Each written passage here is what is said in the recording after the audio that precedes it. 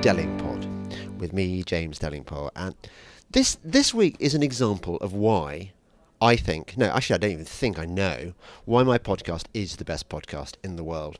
It's because I've noticed recently that other people have been doing podcasts, sort of pale imitations of mine, and they've been using loads of the same guests. So you see the same people cropping up again and again. And I'm not dissing the usual suspects, because the reason they're usual suspects is they've got loads of interesting stuff to say. But I'm so excited about this week's guest, and I know I always say this, but he's a mate of mine, an old mate of mine from Oxford, and I haven't pretty much seen him since Oxford. And he wrote this amazing book, which I want to draw to your attention. I also want to talk to him about other stuff as well, but his book is called God's Wolf. Welcome to the podcast, Jeff Lee. Thanks, James. And I guess it'll be a sign of how well I do if I get some invitations from those other competitive podcasts after this. And Let's hope also, that happens. I have put you on the spot now. I mean, it is now requisite that you are one of the best podcast guests ever. So otherwise, people are just going to go, yeah. But the reason he's not on the podcast is because he's really boring. Believe me, I feel the pressure, and I've avoided doing this podcast up till now because of that. That pressure. But I totally love. I can't recommend your book highly enough, and it's about a topic which one can't read enough about, because it's got everything, hasn't it? It's got swords and heat and death and chivalry and other stuff. The Crusades. Yeah, well, that's what attracted me, of course, initially to that period, is the romance and the, as you say, the chivalry, the unbridled violence of the medieval period, and particularly the Crusades, going to far off places and fighting people. Outremer. I love that term. Outremer was what? The whole of the Crusader area. Yeah, so Outremer, beyond the sea. Yes, it's romantic, more romantic when you say it in French, isn't it? But yeah, so these guys were picking up from their lives in Europe and going to this remote, mysterious, holy place across the sea, with no idea of what they were going to find there, and with incredibly brave and pioneering people. When they got there, the lifestyle was so much better, wasn't it? Than that. I mean, if they played it right, they could live so much better than they would have done in Northern Europe. Well, yeah, there was the lifestyle and the civilization in the Middle East at that time was far ahead of Europe, which was pretty backward and barbaric. They had running water in their homes, they had baths, they had carpets on the floors, they had sugar, they had all sorts of exotic fruits, and they had much greater learning at the time. The Muslim scholars had kept alive a lot of the learning of the Greek philosophers and so on. So they had a lot more thought, and the Crusaders came upon a civilization and a way of life which, yes, blew their minds. And a lot of the Crusader propaganda, actually, to try and get after the First Crusade, to get more Crusaders to come to the East, was based upon that. And they were saying things like, if you come to Palestine, if you have a house or if you have a cottage in France, you will have a palace here in Palestine. And for a lot of Crusaders that was true, because when they stormed cities like Jerusalem, common soldiers were seizing huge houses and all the wealth in it, and suddenly transforming themselves into very wealthy men. But they were kind of misled, weren't they? Because the First Crusade was a raging success. They succeeded beyond their wildest dreams. They took Jerusalem, and it was kind of all downhill from there, wasn't it, on the subsequent Crusades? I don't think that's fair. I mean, it's true in the sense that the First Crusade, which took Jerusalem in 1099, was a success beyond anybody's wildest dreams. And it was an impossibility that these disparate armies managed to march across Europe and Turkey and down through Palestine, defeating huge armies on the way, and take Jerusalem. So that was a remarkable success, but then they had to establish themselves in Palestine. There were lots more cities to conquer, lots more ground to occupy. They were still always short of manpower compared to the Muslim enemies around them, and so it was a constant warfare. But they still did manage to take most of that littoral, which is now Israel and Lebanon, all that area, and hold it for almost 100 years. And then still hold on to some coastal cities for another 100 years after that. So the main Crusader establishment, if you like, lasted for a century, essentially. Yeah. That doesn't sound very long to me, actually. Well, in the great scheme of things, it's not, but that's many lifetimes of men. I mean, there were many Crusader families who, had many generations born in the Holy Land, so they were essentially Easterners. So at the end of that 100 years, was that it? Were they all driven out? After the first 100 years, so that Jerusalem fell to the Muslims again in 1187, and then the Crusader presence in Palestine was restricted to the coastal cities and some castles, like the great castle at Crac de Chevalier, which no one could take. And they lasted again till almost 1300, when those final coastal cities were eradicated by the Mamluks from Egypt. So the main Crusader states, if you like, lasted for about 100 years, but then the Crusader presence in Palestine lasted until the end of the 13th century. And you know all that. Did you do this stuff at Oxford? I studied Arabic and Islamic history at Oxford. Was that to get in? Actually, no, it wasn't. But it was an area of interest of mine. I've been interested in the Israeli-Palestine conflict for a long time, and I studied other languages, and I thought Arabic would be interesting. But also, one of the reasons I studied that was because I loved history, and I was able to study with one of the greatest historians in the world, Patricia Kroner, on that subject. But also that the course allowed me to do one period of European history, which was the medieval period, which I loved, and so I was able to do that, focusing on the Crusades while I was at Oxford. Yes, I don't think I know of anyone else who's reading that. I mean, how many were there on the course? That specific course, I think I was the only one who was doing those Brilliant. two things. But there are lots of people doing Arabic, and lots of people doing Arabic with other subjects. A lot of people do Arabic and Persian, for instance. And so you can speak Arabic? Yeah. And what? Any other Middle Eastern languages? I have poor Farsi. I'm married to a Persian, so I have learned a lot of Farsi by osmosis. Right. But I've never studied it. Actually, Farsi is much easier to learn than Arabic. It's an Indo-European language, so many words are very similar to the words you and I use. So mother is mother, brother is brother, door is dar. So basically what you're saying is I can speak Persian, I just don't know it. Exactly. That's great. Precisely. Just Although speak Farsi, it makes it easier for me because there are a lot of Arabic loanwords now in Persian since the Arabic conquest in the 7th century. They don't get on, do they, the Arabs and the Persians? They do not. One of the first things I learnt about Persians when I first met my best friend is a Persian since I was 12 years old, and I remember calling him an Arab, and I got pretty short shrift when I was 12 years old from the Persians I knew, who taught me very quickly that Persians and Arabs are very different. Is it like the rivalry between... I discovered when I was living in South London that there is no love lost between Caribbean black people and African blacks, because the black Africans look down on the Caribbean blacks because basically they got enslaved. They're a bunch of slaves, and the Caribbean blacks think that basically anyone who's still in Africa is a jungle bunny. I mean, the racism among non-white people is far greater than. Yes, I think I've had that from Nigerian friends of mine as well, who make those references. And when it comes to Arabs and Persians, yes, the Persians, particularly I think from the Persian side, really look down upon the Arabs. They call them locust eaters. Right. And of course, the Persians have this great thousands of years of history and empire and civilization. Cyrus the Great, they say, did the first human rights. And so they look back on this imperial civilized past, and they compared with the Arabs who conquered them, who were essentially Bedouin from the desert, and the Persians really have never really got over that. And do the Arabs have similar kind of contempt for the Persians? They're sort of effete and... Not that I've come across, right. No. So I don't think it goes the other way, and I guess if you're the conquerors, I guess it's easier to be blasé about those you've conquered and from whom you've taken a lot of good things of their culture, like architecture and poetry and things like that, which the Arabs quite simply just absorbed into their civilization. Now, earlier on, I heard you using the kind of the modern politically correct pronunciation of Muslim, which is Muslim.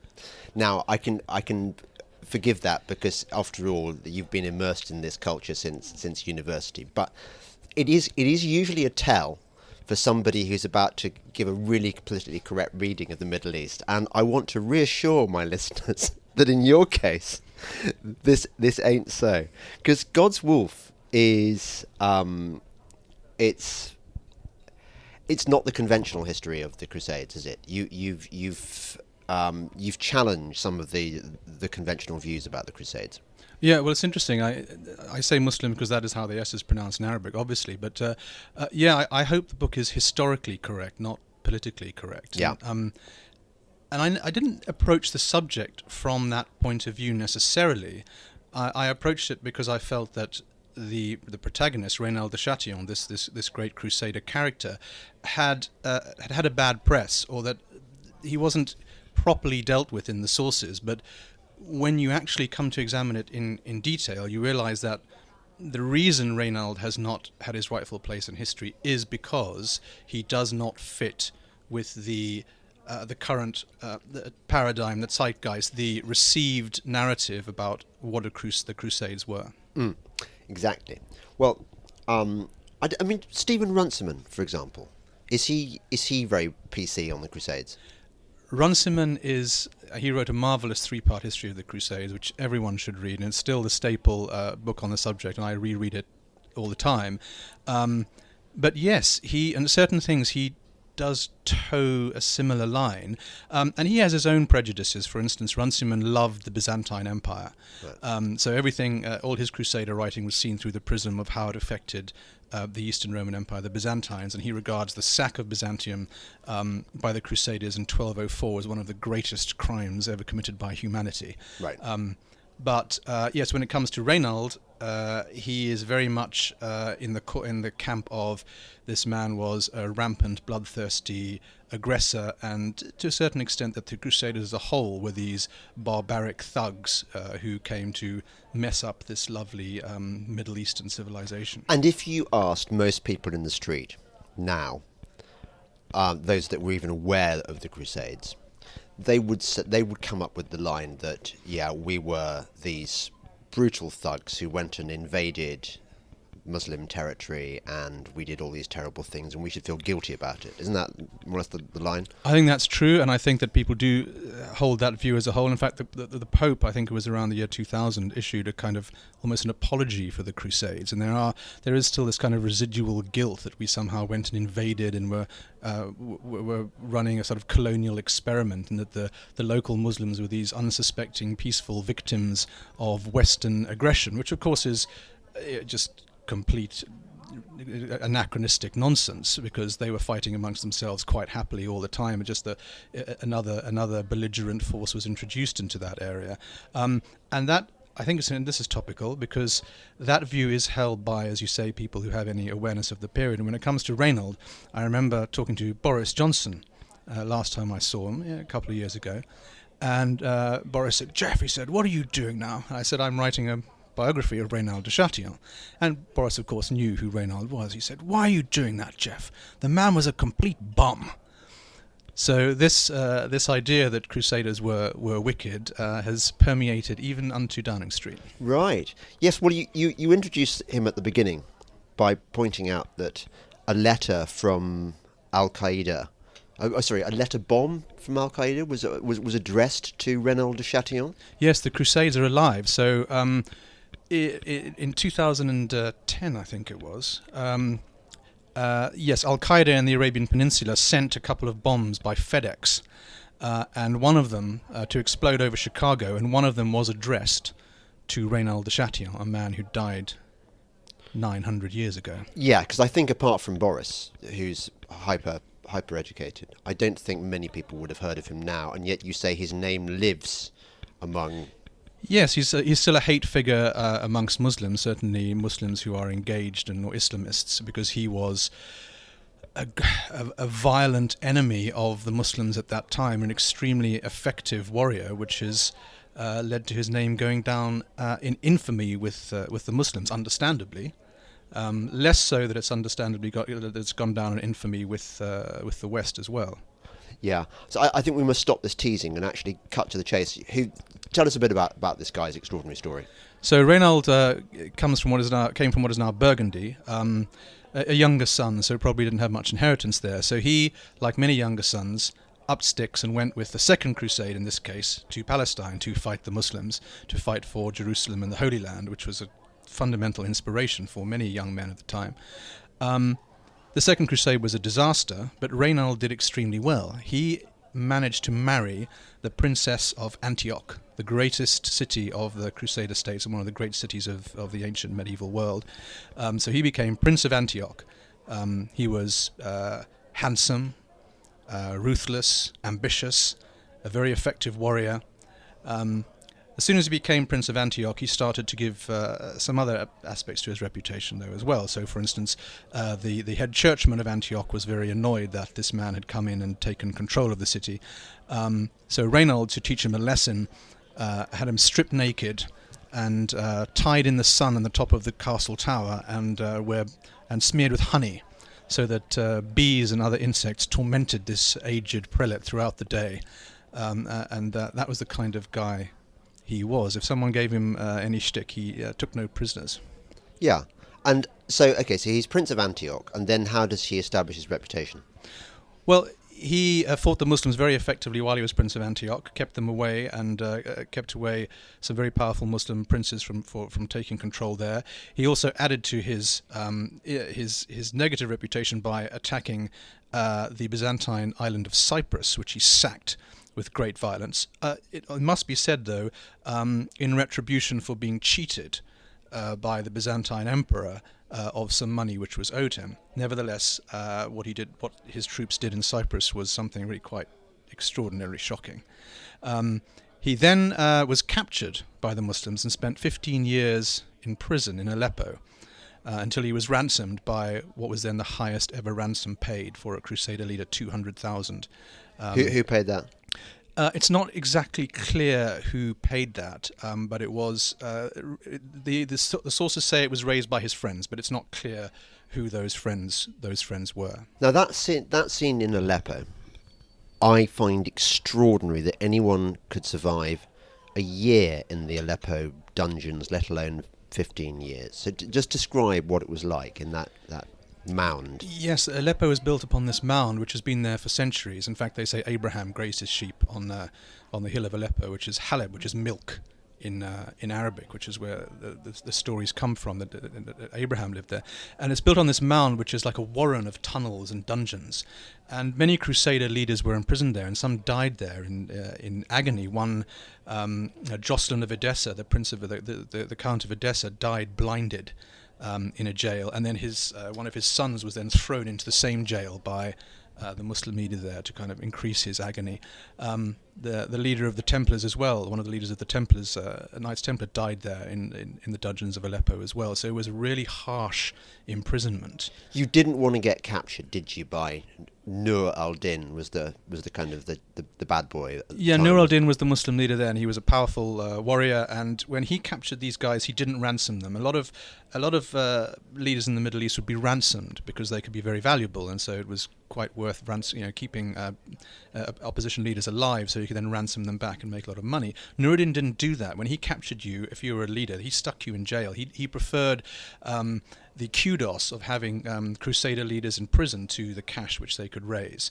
It was only after he died that the weaker leaders who followed him decided to ransom Reynald and let him back into the Crusader fold. But if you weren't a bigwig, if you weren't a prince or whatever, you were likely going to be offed, weren't you? And probably hideously killed by the Saracens or whatever. If you were a local Christian, fighting with the Crusaders, that's it. If you were what they called a Turcopole, fighting on their side, there was automatic execution if you were beheaded captured. or usually beheaded, yeah. So and then they stuck the heads on the. They'd stick their heads on spears, or after some battles, there were so many heads arriving, back in Damascus and things. They said they were coming in like watermelons. Yeah.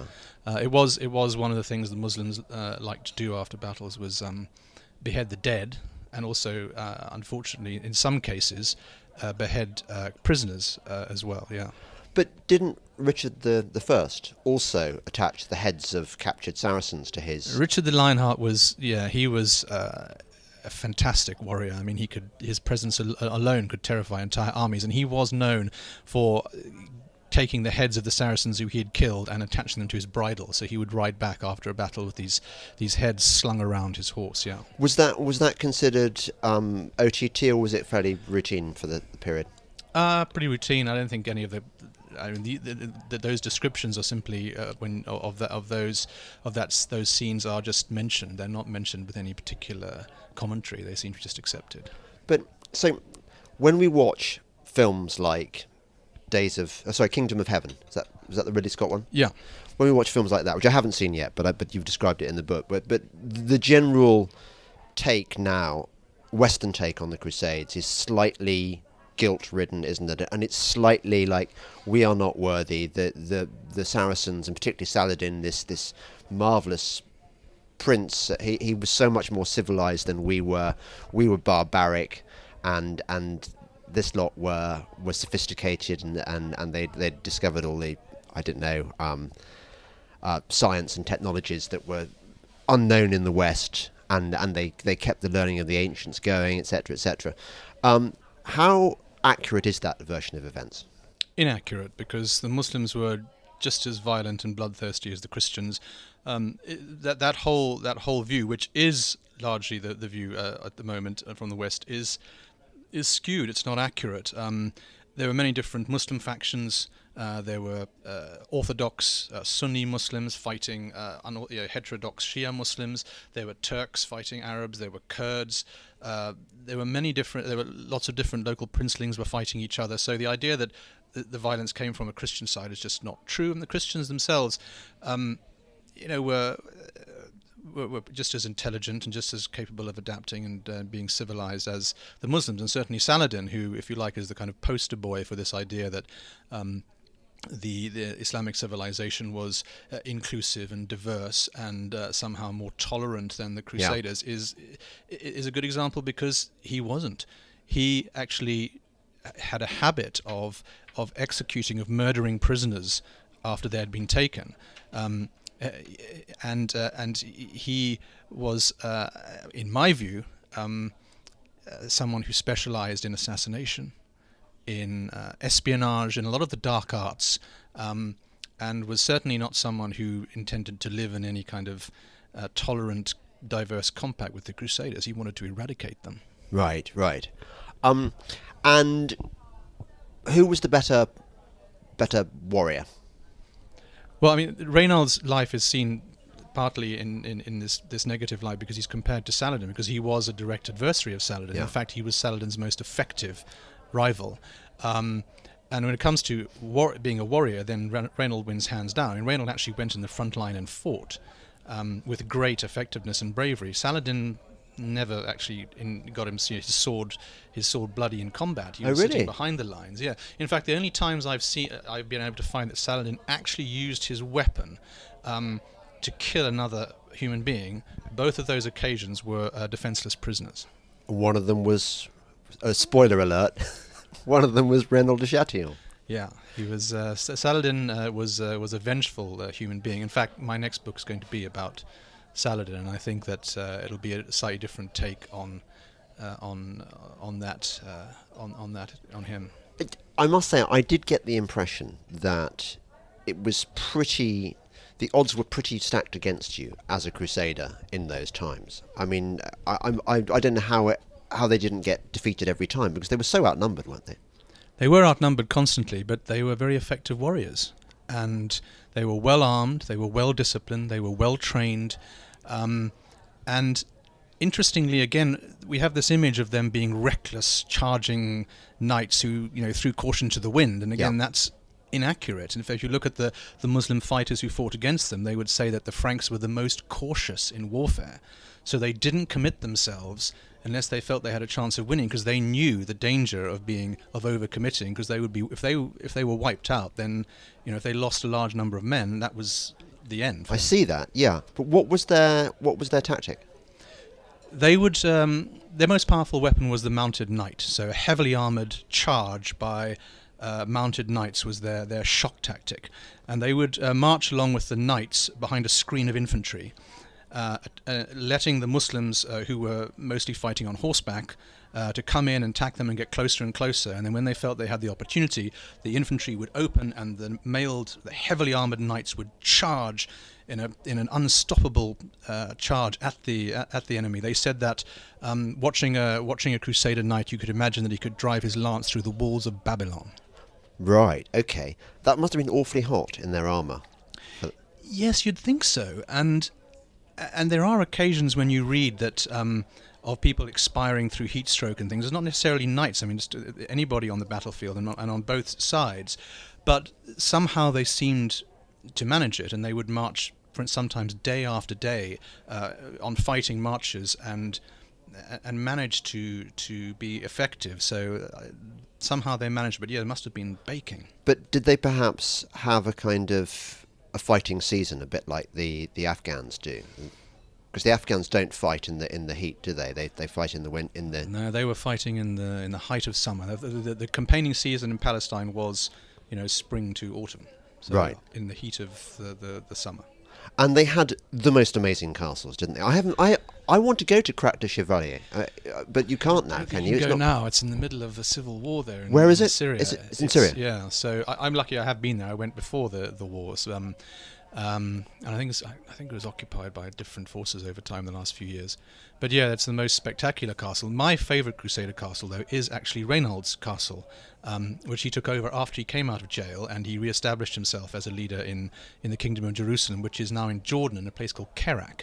And I think it's the most underrated Crusader castle, and also one of the most mysterious. It's vast, but it has all these underground warrens and storerooms and dungeons and things. It's never been properly excavated. Brilliant. But it's just it's sitting there and waiting for someone to restore it a bit and tell us all the stories, the hidden stories that are there. And Jordan is very doable. I mean, I've been to Jordan. I didn't feel threatened. Jordan's very doable, and although there was a terrorist attack at Kerak at the castle on tourists a year or two ago. Oh, great. So Al-Qaeda in Jordan or whatever, ISIS in Jordan or whatever, someone decided to go and target some tourists there. And what happened? Well, they killed some tourists, and then they were the Jordanian police got them. Yeah. Right. Okay. Well, that's put off about 95% of my American listeners. I think, but. Yeah, no, I haven't taken my castle. kids there, put it that way. Right, okay, yeah. But we love a good castle. And what else haven't I asked you about that I want to know? So, okay, yes, the amazing battle that he fought in, what was it called? The one where he won big time. Oh, Montgisard. Yes, Montgisard. I mean, should that be go down in history as one of the battles we should memorialise? Well, this is one of the things that drew me to Reynald's story, because this battle was a phenomenal victory for the Crusaders, one of the greatest victories they had in the entire period of the Crusades. Yeah. And yet historians just skate over it as though it's a footnote, and as though they're embarrassed because the wrong side won. The wrong side won. Saladin was comprehensively defeated, and it took him 10 years before he could win a victory against the Crusaders after that battle. It's said that after that he rushed home and hid himself in a dark room for a week in mourning after that battle. But Reynald was the general of the Crusaders at that battle, and it doesn't fit with the received narrative that this barbaric, thuggish oaf could defeat the great hero who was Saladin. And I think that's one of the reasons why the achievement of the Crusaders at Montgisard, where a small Crusader army defeated a much larger Saracen army, that's one of the reasons why that achievement has been relegated to a footnote. One of the things that really struck me reading your book was just how few hardcore... it was a bit like the Battle of Hastings, where you've got the housecarls, who are a tiny body of royal kind of guards, and then you've got the Fyrd, who are the basic army. And in the same way, it seems that you had a tiny body of armoured Franks doing most of the heavy fighting. We're talking hundreds, aren't we, rather than thousands? Yes. So of an army, the army which fought the Battle of Hattin on the 4th of July, 1187, the Crusader army is estimated to have been about 18,000 or something like that, of which only 10%, so maybe 1,500, were Yes. these mounted knights, which were really the key to turning the battle of the Crusaders' So favour. you really couldn't afford to lose many knights, could you? No, Because- they were worth their weight in gold, yeah. And was it just because their armor was really good, or was it just because they'd been trained since childhood in this stuff? And what made them so almost invincible? It's hard to say because nobody's ever seen a Crusader charge and knows what it was like or really given it accurate description. But I think it was a mixture of those things. They had fantastic armor. So, for instance, if you were a Muslim and you wanted to be wearing captured Frankish mail, I mean, that was the best mail. Right. So, and the Crusader armor did stand up to Saracen arrows, and so there were descriptions of the Crusaders marching along doggedly while the Muslims are going in and shooting arrows at them until they looked like hedgehogs Right. at the end of the day. So the armor was good. They had good mail. They had good helmets. They had powerful war horses who were trained for this purpose. And Yeah. yes, I think something which is estimated is the amount of training which they must have done to be able to function in this incredibly effective way as a united charge. Yeah. So I think they were, as you say, knights were trained since childhood for this purpose, for killing. And so Yeah. they were extraordinarily effective. Yeah, I'd like to see some reenactors doing Crusader, but I bet you don't get much reenact. There is reenactment, and they reenact the Battle of Hattin now and again. But to reenact a charge is just simply too dangerous. Yeah, I mean, quite. they can't even reenact 19th century cavalry charges very effectively. And if you read, there's much more writing evidence of those. And for instance, one of the things I read about one of the Napoleonic War cavalry charges, is the cavalry are charging so close together that some of these horses are actually lifted off the ground because they're actually right. caught between the horses on either side. And you can imagine a huge war horse with a cavalryman on top is actually off the ground. And I imagine the Crusader, the Frankish charge of the Middle Ages, being something like that, with these knights getting into an incredibly compact, Sort of wedge. dense wedge, unstoppable formation, and then just powering at the enemy. And if you saw that coming, there's nothing you can do to stop it because they can't stop themselves. Yeah. That's really cool. I will never see its like again. We could. You say that Kingdom Heaven is a fairly accurate, apart from the PC stuff, is a fairly accurate. Yeah, depiction of I'd that recommend watching it. It's fun. It captures I think the civilization of the time and the feel of the period very well.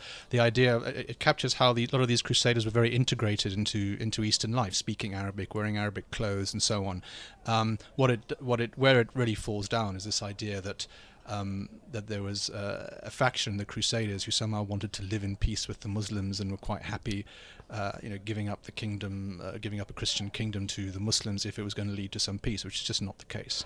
Before we go on to other stuff, I feel that we haven't stuck it enough to the kind of Edward Said school of Western guilt studies. That book Orientalism it poisoned the wells, didn't it?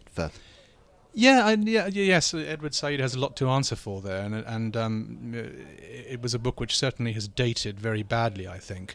I haven't read it, by the way. What does it say? No, well, it says what you say. What you're getting at was this idea that the West looked down upon the East, and that the East has been caricatured as effete and debauched and stunted. But that's not true, is it? I mean, you look at Richard Burton and people like that. These people adored the Middle East. They thought it was a fantastically exotic and wonderful and exciting place. Yes, well, he would say that's part of the caricature, that is somehow seen as this romantic other, and rather than real people, and that allows you to approach it or sort of treat them in lots of negative ways. And Said, of course, was a Palestinian, so at the root of his grievance was the loss of Palestine to Israel in the 1940s. Yeah. And that has coloured much of his thinking, and of course has coloured much of Muslim thinking about the West. And of course, the Crusades is retrofitted into that grievance about the current grievance about Palestine, Israel, because the Crusaders captured very similar part of land where Israel is now, and somehow they're seen in the prism of this Israeli-Palestinian conflict. They're seen as forerunners of this violent, nasty, horrible inroad state of Israel, which has taken over part of Dar al-Islam. Yes, well, exactly. Well, if you were doing your course now, I mean, I can't imagine that your thinking on this subject would be welcome. I honestly don't know, but I suspect not. It's certainly, it is radical. It's not the way that the period is overwhelmingly perceived. Yeah. So I'd certainly have to have a lot of arguments, I think. Although, I to be honest, I haven't really talked to academics since I published the book. A couple of things have come out which they still seem to be towing the same line, but I have a feeling that things are moving a little bit and that people are starting to have some doubts about the received narrative. Well, before we pressed the button on my recorder, I said to you, and I do believe this actually, that the children of the likes of us are no longer welcome in Oxford and Cambridge. That okay, one or two might slip through the net, but basically, I know for example that one head of admissions at one Oxford college was overheard boasting about the fact that they'd rejected all the Etonians who'd applied that year, as though this was a kind of badge of honour. And I think it's rather sad, because do you know, when we were at Oxford, it was I hate to use the word diverse, but there was a mix, wasn't there? I mean, there were the sort of public schoolies doing their Bullingdon Club thing, but then there were lots of northern chemists and things like that. There was a variety, and now I think it's a politically correct monoculture. Well, I hope not. And I certainly know my alma mater, Balliol, is now run by the lady who previously was head of the National Trust, and turned which one? I forget her name. Not Helen Gosht. Yeah, Helen She's Gosht. terrible. I mean, completely low grade, no talent. Well, she transformed the National Trust into a kind of, as far as I could see, some kind of leftist campaigning organisation. Yeah. And I hope she doesn't do the same to Balliol, where at Oxford you always hope that free speech and questioning attitude to life prevails. But I fear that that's not. I walked a couple of years ago, I think, when I was thinking about it for my daughter. We went to the open day. I remember walking past Balliol, and it was so woke. It was all about persuading people from comprehensive schools and stuff, and ethnic backgrounds and minorities and so forth, that actually Oxford wasn't that. It wasn't posh, and it wasn't this and it wasn't that. Whereas Balliol, in our day, I mean, your year group in Balliol was amazing. So many. You were a golden year. I mean, I was in Christchurch, so I was in the grandest college, but I remember gravitating towards Balliol because you had such interesting people there. You had Boris, Aidan Hartley, Robert Twigger, Justin Rushbrook, really interesting people who were not. Well, they weren't standard Bullingdon Club people, apart from Boris, who was in the Buller. But you were an interesting, quirky crowd. Names to conjure with. Yeah, that's true. Although the college was run by a leftist cabal, which actually was part of the reason that my political formation came from seeing leftists at work in that JCR. And for instance, it gives me insights into Jeremy Corbyn because I've seen precisely his politics at work in the JCR. So I know that he's simply a student politician who hasn't grown up, because I've seen it before when I was a student. Just on that subject about Balliol, they ran a bit of research with the alumni. Balliol did, and they asked what were the things which were important to the alumni. And of course, one of the things they suggested that we could vote on was outreach to working class communities and things. Interestingly, that was far down the list when you looked at the results. The one thing that the vast majority of alumni cared about was excellence. Yes, they wanted Balliol to be a seat of excellence, and of course, that meritocracy shouldn't mean excluding people from Eton or excluding people from anywhere. It should be utterly diverse. But their choice of master, or is she called a master or mistress, do you think? Helen Gosch is an absolute no talent. She's a kind of low-grade civil servant who I think failed in a number of departments before being booted sideways to the National Trust, screwing up the National Trust. And her appointment is analogous to the woman who got the job of Master of Trinity, Cambridge. Another talentless woman, Sally Davis. Right. Yeah, and where did she come from? She was had some role, I think, some function ruining the NHS or making it even worse. Absolutely. Oh, that's right. She was chief medical officer. Absolute rubbish. You know why these people got their appointments, and it wasn't because they were the brightest and best available. It's because they needed women to. Yes, perhaps, but colleges, Oxford and Cambridge colleges, seem to specialise in this kind of appointment, like Alan Rusbridger. Yes, Tim Garden from the BBC. Although Tim is a very highly intelligent human being, but a lot of these bureaucrats seem to get appointments at Oxford colleges, Oxford Cambridge colleges, which is a shame. Balliol, of course, I have a particular feeling for, but they have a problem. So they're so left-wing now, for instance, that when Balliol won University Challenge last year, the team afterwards refused to do an interview with the Daily Mail because they regarded it as a fascist rag. They were really. They came. I could detect that unpleasantness coming through. I just thought, okay, you're bright, but you're so woke that really. You're not nice people. You're just full of unpleasant judgments on. You're not fair, and you're not. That's what worries me. That Balliol used to have. Every Oxford college and Cambridge colleges, I'm sure, had their defining characteristics, isn't it? So Christchurch was quite grand and public schooly and Bridesheady, and we had good oarsmen and so on. Balliol was famous for its intellectual independence. It wasn't as doctrinaire left wing as, say, Wadham, which was always a kind of lefty hellhole. If you got into Balliol, you were an original thinker, and it didn't matter whether you're on the left or the right. You were there because you were sharp. I'm not sure whether these distinctions still exist in Oxford colleges. I think they've just become this, well, as I said, a monoculture of wokeness. Well, that'd be a great shame. I mean, although Balliol, when I was there was quite a lot of stamping out of right-wing dissidents, if you like, certainly in student politics. Which turned me against politics for many, many years, actually, until I finally realised that one had to start getting involved at one level or another. Yeah.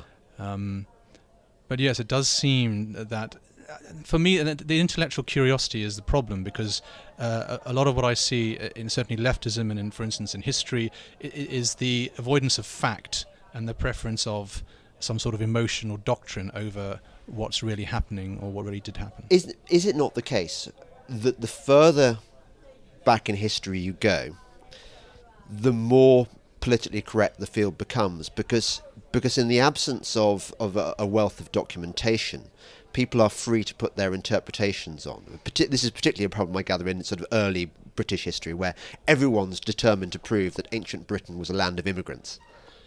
Well, I think that's probably true, but that's one of the things that attracts me, for instance, to medieval history. Yeah. You can, if you were writing something about Hitler, there is no way that you will be able to read everything, all the documents, and get all the evidence together. No human being could ever master all that. But when it comes, for instance, to Reynald de Chatillon, I know as much as any human being possibly could. And so then, on top of that meager amount of original source, you are free to put your own interpretation on it. So, yes, theoretically, as the further you go back in history, the more ideological it could become. But still, you have to try and be as contextual as possible. You have to try and, if you put your interpretation on the past, try and make sure that it fits with, as much as possible, with how people would have thought at the time. This is why I love that book I recommended to you. The World Is Not Enough by Zoe Oldenburg, who was a white Russian emigre, lived in Paris. I think it's the second best historical novel I've read after War and Peace, and it really captures that. It doesn't view these people through the filter of kind of post-Enlightenment Western civilization. it gets into the mindset of what it would have been like to live in those times. Yeah, I think that's critical. And then, of course, there's the other aspect of history, which is it does give you insights into the present if you look at the facts. And in an area close to your heart, climate, for instance, it always baffles me why any historian could ever believe in this theory of catastrophic anthropogenic global warming, because anybody who's studied history knows that the climate changes over time, knows that extreme climate events have occurred which have flooded and killed and starved and destroyed civilizations and homes and so on. And but you have to look at that with real perspective, and it's always remarkable to me that taking a doctrinaire view of the past, you seem to be able to wipe out anything which is inconvenient to your current truth. Well, look, what did you learn going back to your Balliol days about the radical left? How do they roll? I learned a lot about that from Balliol, because a lot of these guys who were with me at Balliol actually became very successful politicians under Tony Blair. Particularly, I remember Stephen Twigg, who was a leftist in Balliol at the time, standing in 1997, standing next to Michael Portillo, rather shamefacedly, as he was announced the winner in the 1997 election. And many of those who I was at Balliol with went on to have very successful careers as leftist politicians, MPs and so on. But what I learnt about them was they were nothing to do, even though they talked about social justice and welfare for all so on, all they cared about was power. Even in this tiny little pond, all they cared about was ruling the college with an iron fist. So if you were one of the few people who might stand up in a JCR meeting and give any kind of dissident view, particularly if you were a right-winger, you would literally be shouted down. All they want... Balliol at the time was famous for having an unlocked door. The Balliol door was never closed, 24 hours a day. It was the only college that the door was never closed. And I thought this was a great symbol of openness. And so what did they do? They campaigned to have it closed. The students who benefited most from having this door open all the time, from this open ethic of Balliol, the leftist clique which ran the junior common room, campaigned to have it closed. They campaigned for all the women to have rape alarms, because apparently they were all in danger of being raped in the college. We said great, and we campaigned for all the men to get rape alarms as well, which they had to do then. Gave all the men rape alarms too. Unfortunately, the only assaults I recall from that period this was during the period of the miners' strike, and they asked miners to come and talk in college, and two of the miners who in two different occasions actually eventually ended up assaulting girls in the college because they came along, probably got them a bit drunk and things, so it was very embarrassing for them. And then straight after the university, one of the main leaders of this cabal went and joined the Coal Board, which I thought was quite interesting too. Very funny, yeah. I learned a lot about the hypocrisy of the left, and I learned a lot about how they only cared about power. And certainly by the time of Tony Blair, a lot of these guys who were essentially Stalinists at university had managed to modify their rhetoric so they fitted in with New Labour, but they didn't really care one way or the other. They just wanted to get into power. This is the Peter Hitchens line on Tony Blair, that actually he's much more of a Trotskyite than has ever been. He's viewed as a centrist, but actually he's much more left than people generally realise. Quite possibly. I mean, my education in this area, as I say, this turned me off politics, and I certainly didn't become a right-winger. The Conservatives threw much better parties at university, which should have given me a clue, and I think had a much better sense of humour. The leftists are all very po-faced and serious about things, artificially so, obviously. But then I suppose my education in this area was continued at the BBC, where I was part of a left liberal establishment, and then at Channel 4 News, where I was really in the belly of the beast, at a time when the New Labour were coming in, and Jon Snow was would talk to Alistair Campbell before the 9:30 meeting every morning. Was there a shift? I mean, Channel 4 News now, like the BBC, is so far left that I've just given up on it. But when you were there, could you see this transformation from a kind of OK news site into something else? I can't say what it was like before, but certainly when I was there, it was extremely left-wing. And so I became known as the voice of reason in the newsroom after the Woodrow Wyatt column, because his right-wing column, because I would be the sole voice raising any kind of doubt or any alternative view without really being at all ideological about it. I'd sometimes say, well, have we thought about X, Y, Z? And there would be silence around the table, and we just kind of move on. And so, raising any questioning voice was regarded simply as just being off message. So you had to get out of Dodge in the end. Well, here's an example of how left wing this was. So there was a girl we hired on the foreign desk, and she turned out to be a friend of my wife's. We met a few years later when she was a literary agent, and I said to her, "Well, how did you like Channel 4 News?" And she said, "I hated it. I used to have to read the Daily Mail hidden inside a copy of The Guardian." Yeah. Because reading a Daily Mail in the newsroom was just unacceptable. Yeah. I can't let you go without picking your brain for memories of Boris, because I mean, it's weird, isn't it, that we happen to have known this guy who became prime minister. What are the chances? Well, you say that, it's interesting, because my key memory of Boris when we were at university is that everyone knew that Boris one day was going to be prime minister. Yeah. For me, it was just simply one of those things that one knew Boris was going to be PM. Yeah. And so that would be my main memory. Whether that's good or bad, I don't know. It suggests a really incredibly driving ambition, which I think he had, but he could take his knocks. I remember when he stood for president of the Uni of Oxford and he lost. Yeah. And a lot of people, after they lost, just wouldn't try again. Boris tried again and won. So he's got a lot of great... I'm a big fan. He got me involved in politics when he started standing for Mayor of London. Was the first time I started getting involved in politics. What, did you work with him on his... No, I just campaigned in my local area. I thought, this guy can do the job, and guess what? He did. My impression of Boris was that he was much more fully formed than the rest of us. I mean, maybe you... Where were you at school? I was at school at Sherborne. Okay. Oh, well, so you were a hick from the sticks like me. So you, yes. There were certain types, weren't there, who were much more sophisticated, like the ones who'd been to Westminster, who were just like trendy Londoners. They were too cool for school already. Yeah. The Etonians who knew absolutely everybody, but most of us were just these unformed creatures trying to experiment with our identity and discover who we were, and so on. Whereas Boris had sprung to earth fully formed, or so it seemed.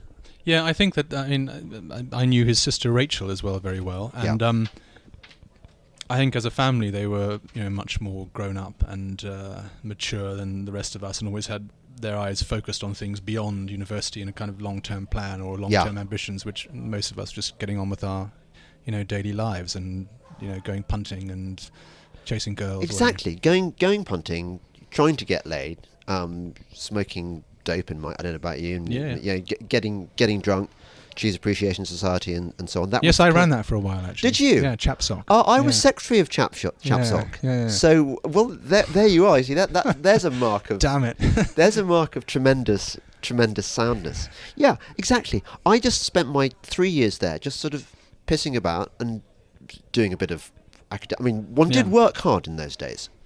Yeah. It annoys me when I hear some of my contemporaries saying, "Oh yeah, we were just idiots. We didn't. We wouldn't get in now. We shouldn't be there."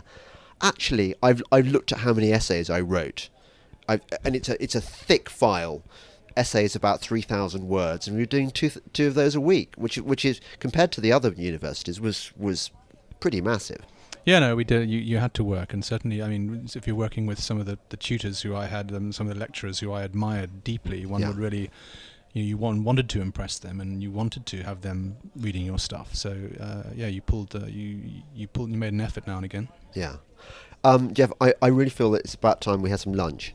I think we've covered most of the bases. So, but look, I really recommend, special friend, that you get hold of God's Wolf, because it's really good and it's got lots of violence in it and stuff that you don't know about. I mean, one doesn't know anything about the Crusades really, unless you're steeped in Runciman. So a really good read, and thank you Jeff Lee. Good to see you again after all these years. Yeah, thanks James. Thanks for listening, and goodbye.